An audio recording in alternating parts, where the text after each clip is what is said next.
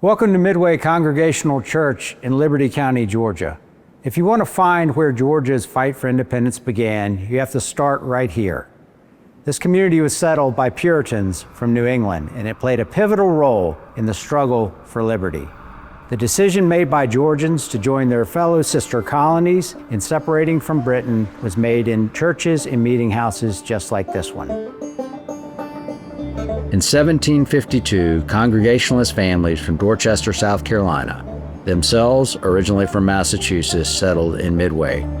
They brought with them not only a strong religious tradition, but also a deep belief in self-government and liberty. Their influence was so profound that the surrounding region eventually took the name Liberty County.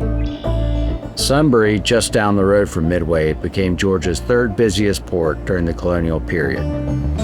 Its wharves bustled with trade, and its people became outspoken advocates for independence. The original Midway Church was built in the 1750s, and it quickly became a hotbed of Patriot sentiment. Members of the congregation were among the earliest to call for resistance to British rule. It was here that leaders like Lyman emerged.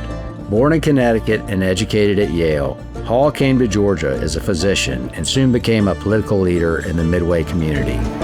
His fiery advocacy helped push Georgia toward independence, and in 1776, he journeyed to Philadelphia to sign the Declaration of Independence, one of only 3 Georgia delegates to place their names on that historic document. Another signer, Gwinnett, though not a church member, lived nearby and was politically aligned with the Midway Patriots. The Revolution brought destruction directly to Midway's doorstep. In late 1778, British troops marched into Liberty County. Patriot forces under General James Screven resisted the advance. In the skirmish that followed, Screven was mortally wounded. His death, almost within the sight of Midway's sanctuary, became a symbol of sacrifice. The British later burned the original wooden church, leaving the congregation devastated.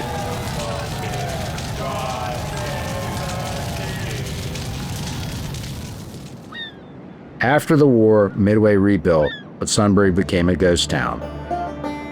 The present church building was completed in 1792, rising from the ashes of the Revolution. Its cemetery holds the graves of Liberty County Patriots, including Lyman, who later served as Georgia's governor, and General James Screven.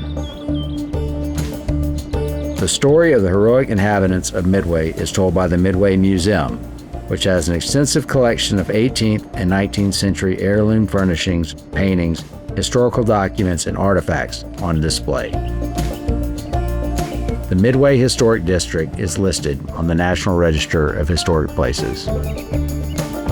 In the end, Midway earned its reputation as the cradle of liberty the hard way, but its determination never wavered. This small community produced leaders who would change the course of a nation. You can learn about all that right here in Liberty County at the Midway Museum.